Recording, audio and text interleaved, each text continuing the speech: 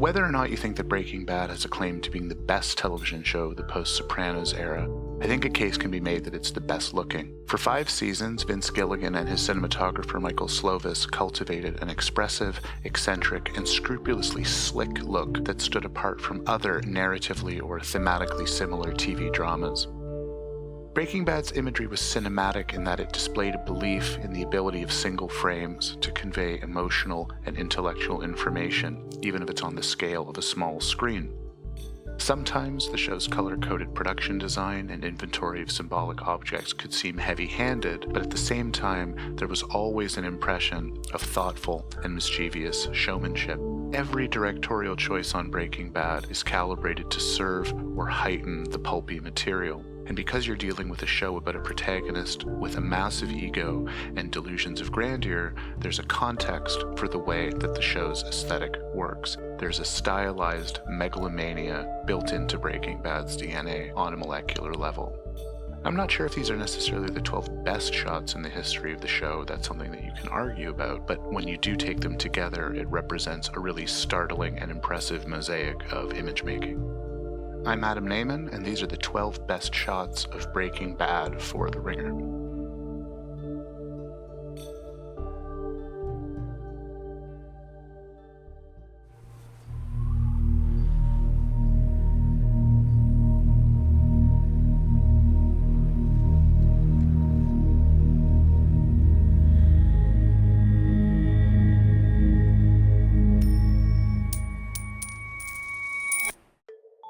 The bird's-eye view of Skylar White from the episode Cornered renders her as a piece in a board game. It's her move, but she doesn't know which way to go.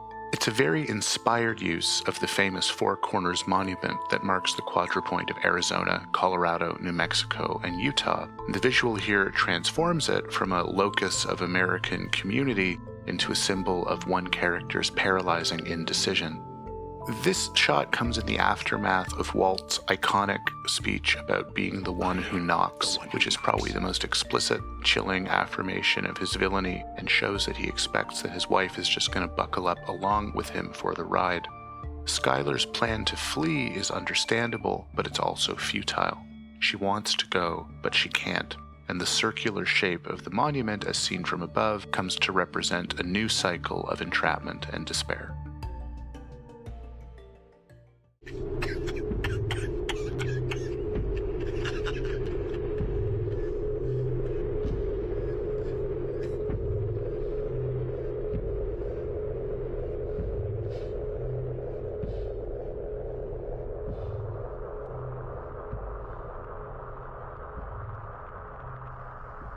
The twisty plot lines and panoramic world building of Breaking Bad sometimes gave it the feeling of a graphic novel, and the last shot of the Season 4 episode, Crawl Space, doubles down on a comic book aesthetic. Now, in narrative terms, Crawl Space is one of the tensest hours in Breaking Bad's history. Walter is being encroached upon by his brother-in-law Hank, which in turn leads to Gus threatening to kill his entire family, and the only solution is to go into hiding. This is going to cost $500,000, which is a preposterous sum that Walter nevertheless has on hand in cash, squirreled away for emergencies, or so he thinks. The revelation at the end of the episode that the money is gone, and worst of all, used to pay off the IRS debts of Skylar's boss-turned-lover, it gives the episode a cliffhanger, but the power lies in the composition of the frame. We have a squared-off, bird's-eye view of Walter wedged into a crawl space, and it conveys the precise, isolating nature of his entrapment and his claustrophobia.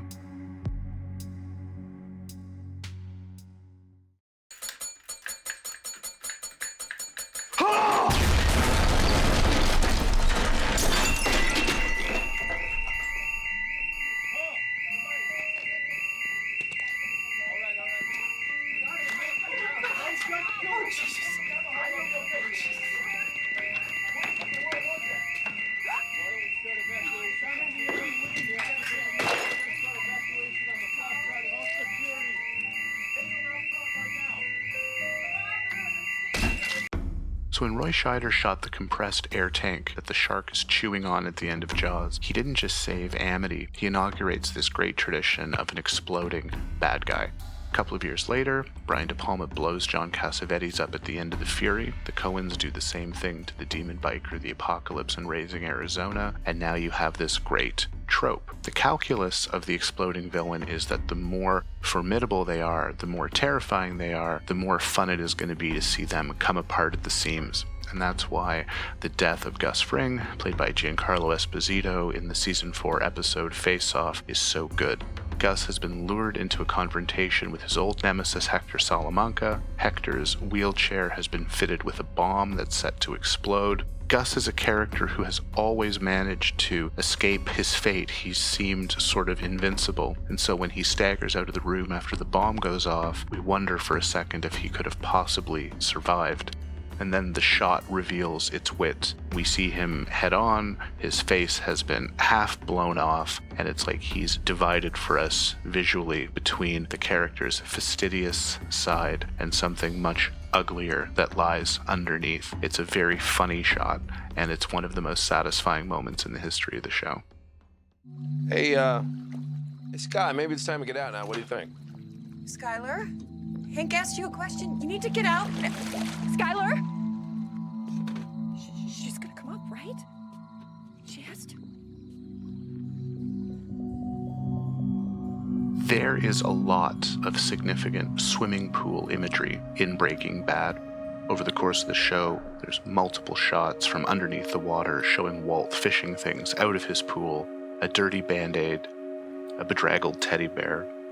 But in season 5's very haunting episode 51, Skylar White becomes the most significant entrant into the family swimming pool. She walks straight in there during Walt's birthday party in what looks like a suicide attempt, maybe looks like a cry for help, but is also very strategically an attempt to get Walt's family away from him.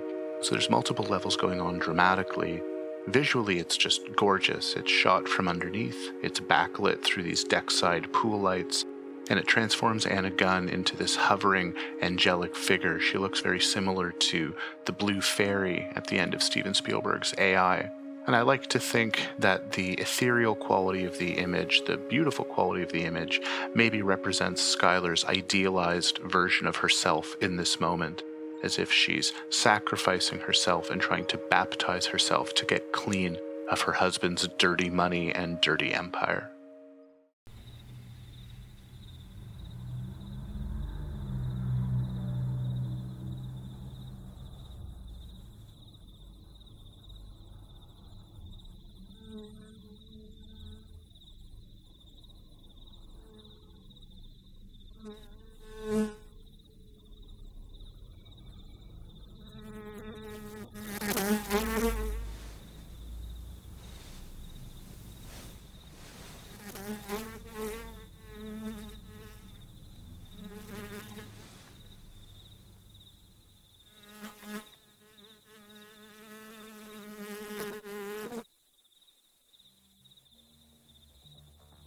Fly is one of the most famous episodes of Breaking Bad.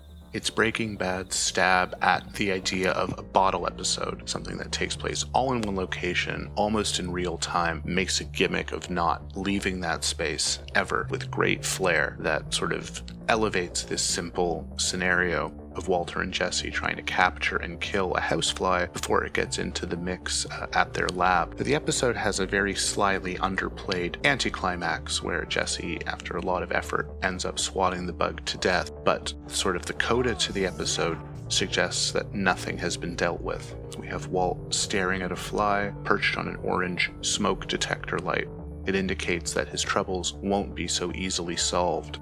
And the image itself, this intense close-up with this vivid neon orange behind the fly's silhouette, gives it this almost hallucinatory intensity. It's one of the really memorable last shots of any episode of television in the last few years.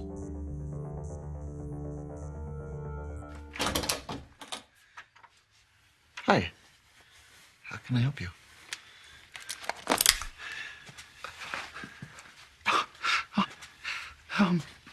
Take whatever you want. I have money. I got a lot of money. I have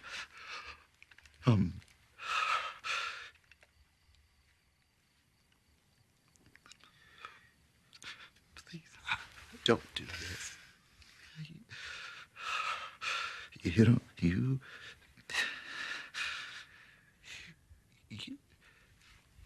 you don't have to do this.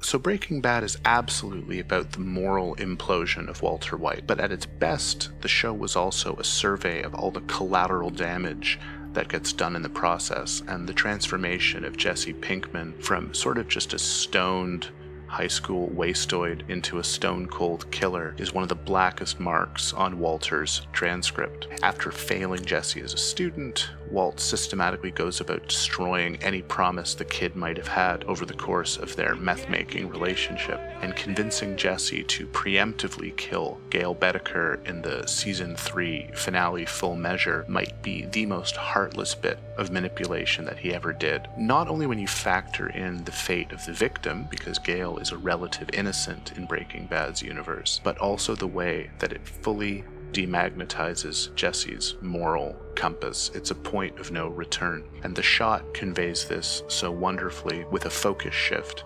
We go from the expression on Jesse's face to just the gun in sharp relief right up against the screen. It sort of suggests that the person is disappearing and being replaced by his weapon. Jesse phases out of view, the gun gets its close-up before we hear the shot, and a cut to black.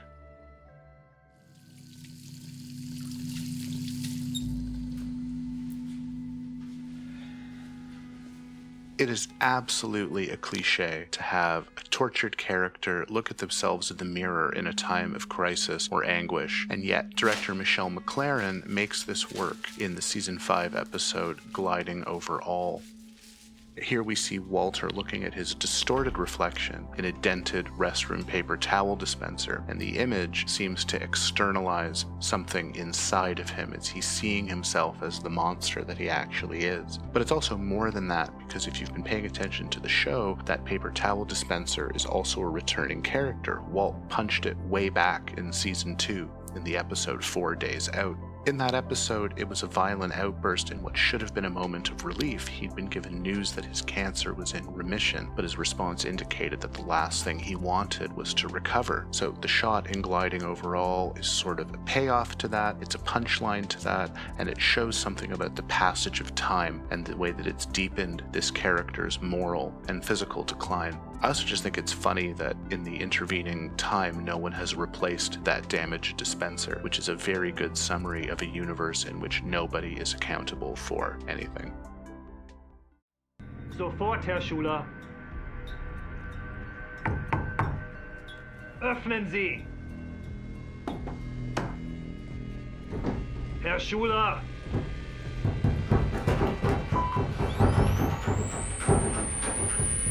Herr Schuler!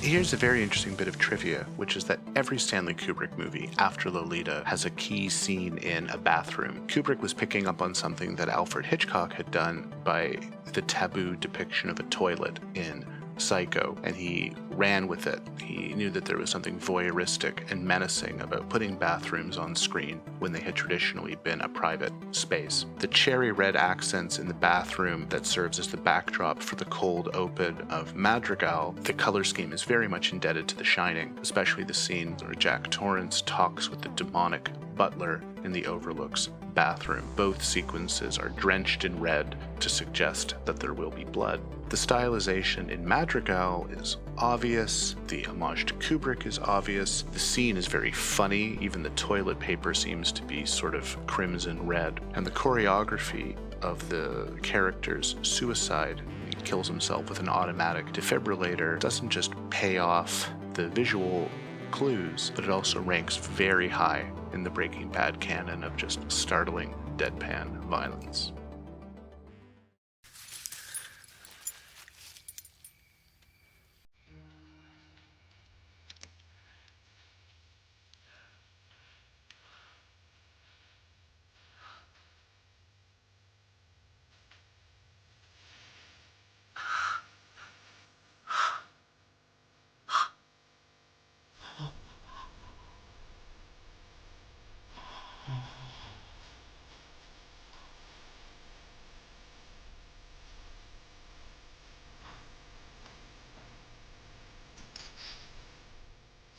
A few years ago, Matt Zoller's sites compared the crane-assisted shot of Jesse levitating in the wake of shooting heroin for the first time in the episode Mandala to the work of Martin Scorsese and Spike Lee, and the comparison makes sense. The shot is subjective, kinetic, it's sort of unrealistic, it's a literal heightening effect. The ingenuity required to pull it off is one thing, but I think it's Aaron Paul's performance that gives the shot real liftoff. It's uncanny how Jesse seems to just empty out before our eyes, as it's the absence of any tension, any kind of conscious thought is what is motivating this float towards the ceiling. There are so many shots over the course of Breaking Bad of characters in close-up, in anguish, in agony, and in humiliation, but it's this expression of serenity that Jesse wears that I think is more unnerving than all those other close-ups put together.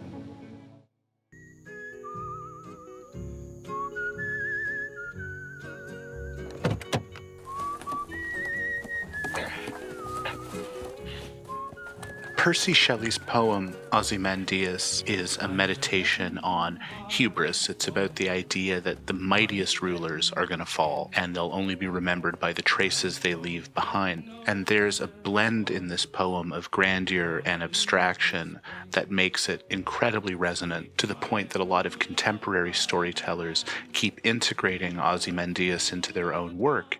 If you've read Alan Moore's Watchmen, you know that its sociopathic villain actually takes on the name of the poem's arrogant king. Vince Gilligan's allusion in the episode Ozymandias is very playful. It riffs on the poem's central image of, quote, two vast and trunkless legs that stand in the desert. In the poem, it's a statue that's been weathered away by time. In the episode, it's Walt's khakis, two vast and trunkless legs tucked into the corner of the frame. But there's two intersecting myths here. Walt is meant on some level to be Ozymandias, but the choreography of him rolling a barrel through the desert, which contains the last $10 million of his drug empire, also evokes the myth of Sisyphus, who's doomed by fate to push a rock uphill. Walter's path is flatter, but no less futile, and the shot, by combining something from the very beginning of the series with an image of where the character has ended up at the very end, collapses past and present into something that feels like